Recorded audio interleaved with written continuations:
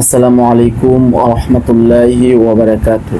সম্মানিত দর্শক, আপনারা নিজেরা বিষাক্ত পানি থেকে, পানির দংশন থেকে নিজেরা বাঁচুন এবং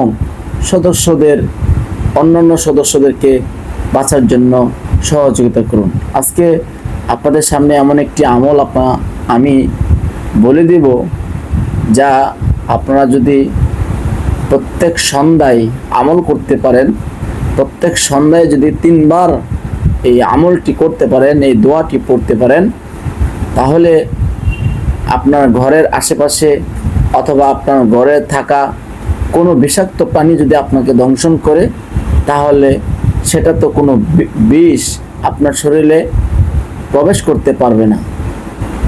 এটা এমন একটি আমল যা নবী করিম সাল্লাল্লাহু আলাইহি ওয়াসাল্লাম নিজে বলেছেন এবং সাহাবা একরামদেরকে করতে বলেছেন। 100% গ্যারান্টি একটি আমল আপনাদের সামনে উপস্থাপনা করছি, আশা করছি আপনাদের উপকারে আসবে।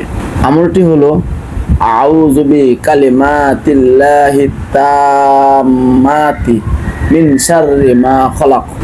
আমলটি আবার আমি আপনাদের সামনে পড়ছি আপনাদের সুবিধার্থে। আউযু বিকালিমাতিল্লাহি তাম্মাতি মিন শাররি মা খলাক। এই আমলটি যদি আপনারা প্রত্যেক সন্ধ্যায় 3 বার করে তেলাওয়াত করতে পারেন, তাহলে আপনাকে বা আপনার পরিবারের কোনো সদস্যকে কোনো বিষ বা কোনো বিষাক্ত প্রাণী তাদেরকে দংশন করতে পারবে না।